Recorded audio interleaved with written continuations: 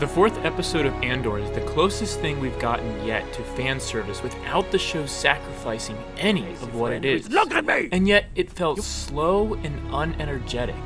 And there's a reason for that. This is Star Wars Music Analysis.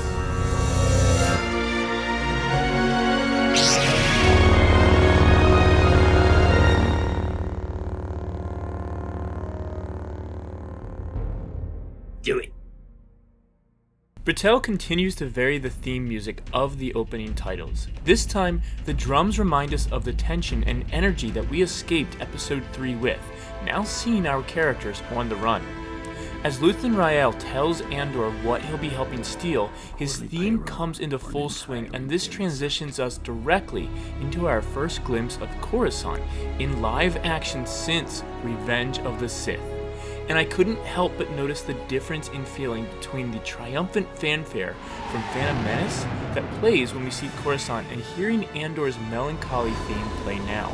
Of course, this can easily reflect the change on the planet as the Emperor exacts his rule instead of the Republic, but I'm starting to feel like this theme is being overused in exchange for other music or themes that could be getting introduced for other characters, or even just an occasional allusion to the John Williams themes. And then I heard this little melody play as we see Dedra Meero, and I'm wondering if this will become a theme for her or the Imperial Security Bureau at some point. It's likely not the case though, since usually when a film composer wants to introduce a new theme, they make it a little more well pronounced so it sticks with us, and I didn't hear it anywhere else in this episode, but keep listening for this all the same. However, if we look closer at this music, we see something really interesting. Britell's use of the descending major third in the bass, moving to a lowered sixth while also shifting the sixth chord itself to be minor, is a perfect reflection of Vader's theme and the Imperial March.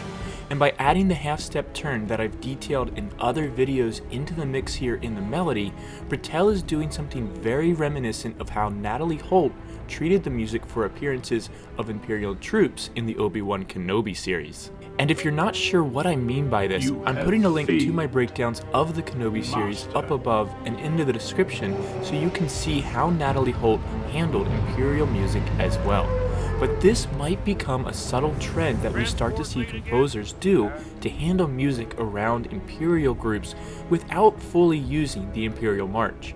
So continue to keep an ear out for that descending major third along with half-step movements in the theme or melody. We continue to not hear music when security forces, or really even the rebels later in this episode, are conferring. This continues the trend of these characters being colder and hardened by years of war. As Rael is speaking with VelSartha, you can feel the tension, not just because of the body language or the moment that will haunt my nightmares, but also because of the high drones that are occurring in the strings.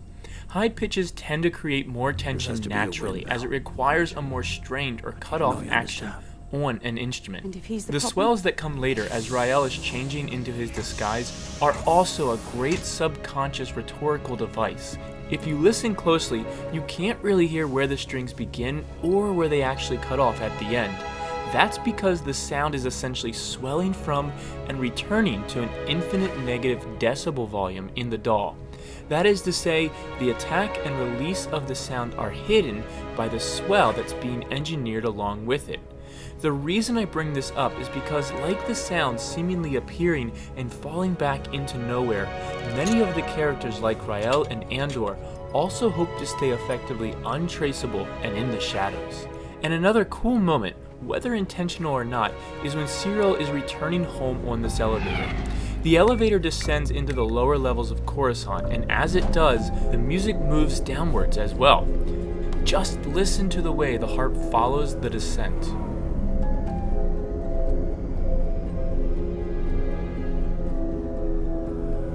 Musically for me, this episode was lacking.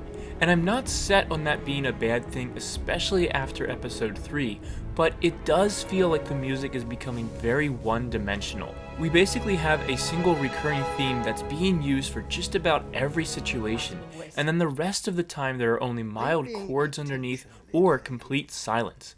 And while this can be effective, it's the opposite of Star Wars, and I'm waiting for the moment when it loses all interest for the viewers, and people start wondering why this show feels just as dry as it has at points. Eventually, the music will need to do more, and I'm hopeful that it will as the plot continues to develop. But I'm sad that we aren't getting more character or world themes thus far. But let me know what you all think. I'm curious if anyone else feels the way that I do about the music and lack of music in this show so far. Tell me in the comments below, and let me know if I've missed anything. And before you go, don't forget to like this video and subscribe to learn more about the music of a galaxy far, far away. And as always, may the be with you.